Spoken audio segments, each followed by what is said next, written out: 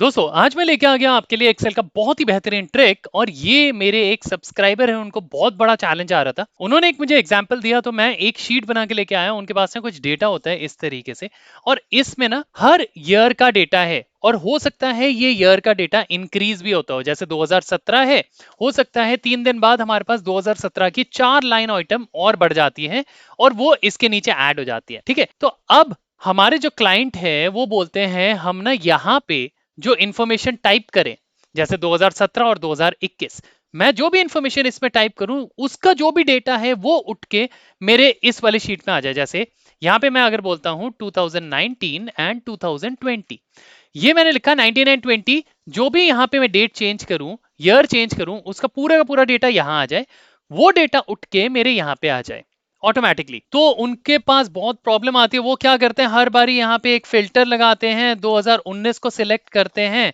2020 को सिलेक्ट करते हैं, ये आज का डेटा आया, उन्होंने ये कॉपी किया, दूसरी शीट में गए और यहाँ पे पेस्ट कर दिया। मगर हम इसको ऑटोमेट कैसे कर सकते हैं इस प्रोसेस को? ठीक है, अब मैं क्या करता हूं, उन्होंने बोला जब भी मैं यहाँ पे डेट चेंज करूं यहाँ पे ऑटोमेटिकली फिल्टर्ड डेटा आ जाए। तो जब मैंने नाम ही यूज कर लिया फिल्टर, तो क्यों ना फिल्टर फंक्शन यूज कर ले। तो मैं यहाँ पे लगाता हूँ इक्वल्स टू FILTER। सबसे पहले बोलता है एरे। एरे का मतलब पूरे का पूरा डेटा सेट। मैंने पूरे का पूरा डेटा सेट को मैंने कॉलम ए से लेकर कॉलम ई तक पूरा सेलेक्ट कर लिया है। यहाँ पे A/E आ रहा है क्योंकि मैंने पूरे का पूरा कॉलम किया है, मैंने सिर्फ इतना सा डेटा नहीं किया, मैंने पूरे का पूरा कॉलम सेलेक्ट किया है। अब मैं कॉमा देता हूं, अब ये बोलता है इंक्लूड।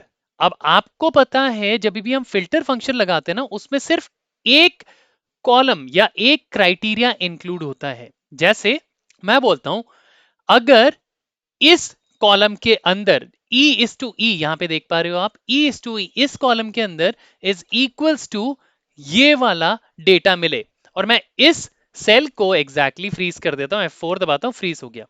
अब मैंने ब्रैकेट क्लोज कर दिया, एंटर किया, और ये देखिए यहां पे हमारे पास सिर्फ 2019 का डेटा आ गया। मगर मेरे क्लाइंट ने बोला था कि मुझे हमेशा 2 साल का डेटा चाहिए, या हो सकता है फ्यूचरिस्टिक ये 3 साल का भी डेटा हो जाए। तो हम उसमें क्या करेंगे? अब देखिए जब भी हम फिल्टर फंक्शन लगाते हैं ना, इस फंक्शन को हम ट्वीक कर सकते हैं। कैसे? मैं यहां से ना जो भी मैंने 1 साल का लगाया उसको रिमूव करता हूं। मैं फिर से वहीं आ गया जहां पे एरे था, एरे के बाद मैंने कॉमा लगाया। अब ये बोलता है इंक्लूड। ध्यान से देखना, इंक्लूड में अब मैं क्या करूंगा, क्योंकि मुझे 2 क्राइटेरिया देने, तो मैं ना क्राइटेरिया को ब्रैकेट्स में दे दूंगा। मैं एक ब्रैकेट ओपन करता हूं, बोलता है इंक्लूड। अब इंक्लूड मैंने कर दिया ये वाला year column E/E is equals to क्या क्राइटेरिया है, मैंने बोला ये क्राइटेरिया है, F4 दबा के फ्रीज। मैंने ब्रैकेट क्लोज किया। अब ये जो बोलता है दूसरा क्राइटेरिया, अब अगर मैं कॉमा प्रेस करूंगा तो ये आ जाएगा इफ एम्प्टी लास्ट वाले क्राइटेरिया में, जो कि हमें अभी फुलफिल नहीं करना। हमें जो अभी फुलफिल करना है वो है एक और ईयर। तो मैं क्या करूंगा, सिंपल सिंपल इसमें मैं एक प्लस का साइन दे दूंगा। ये देखिए मैंने सिंपल एक प्लस का साइन दिया है। अब मुझे कोई कॉमा नहीं लगाना, मुझे सिंपल एक और ब्रैकेट ओपन करना है। ब्रैकेट ओपन करता हूं, फिर से इंक्लूड। मैंने फिर से इसी कॉलम को सिलेक्ट किया, मैंने इक्वल्स टू पुट किया, और मैंने 2020 कॉलम H3 को सिलेक्ट कर लिया, F4 दबा के फ्रीज कर दिया। अब मैं ब्रैकेट क्लोज करता हूं, ब्रैकेट क्लोज करता हूं और एंटर करता हूं, और ये देखिए आपने एकदम कम टाइम में एक ऑटोमेशन कर दी है। जब भी आप यहाँ पे ईयर चेंज करोगे, फॉर एन एग्जाम्पल हमारे दूसरे क्लाइंट है, वो बोलते हैं हमें ना डेटा चाहिए 2021 और इसमें 2022 का, और ये देखिए ये पूरे का पूरा डेटा 2021 एंड 2022 के अकॉर्डिंग सॉर्ट हो गया है। अब यही डेटा शीट आपको अलग अलग टैब्स में चाहिए। देखिए ये एक अलग वीडियो में अगर आप बोलते हैं कि इसका हम ऑटोमेशन कैसे करें कि ऑटोमेटिकली इन शीट में जाके बैठ जाए, उसके लिए आप मुझे नीचे यस ऑटोमेशन करके कमेंट करना, मैं इसका पार्ट 2 ले आऊंगा।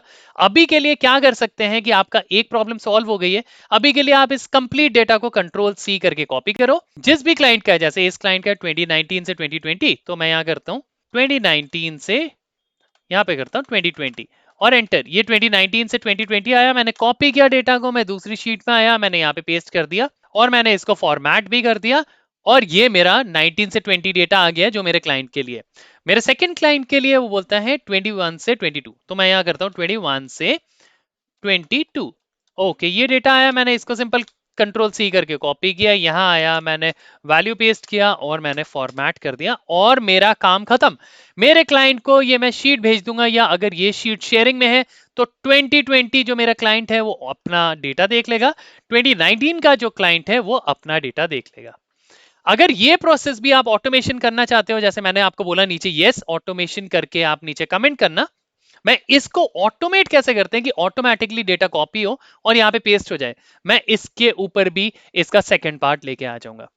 तो आशा करता हूं दोस्तों आप लोगों को वीडियो पसंद आ गई होगी। पसंद आई तो लाइक शेयर सब्सक्राइब करना बिल्कुल मत भूलना, अपने कमेंट्स देना मत भूलना, और इस वीडियो को जो भी एक्सेल, पावर बीआई या कोई भी माइक्रोसॉफ्ट की नॉलेज लेना चाहे उनके साथ शेयर जरूर करना।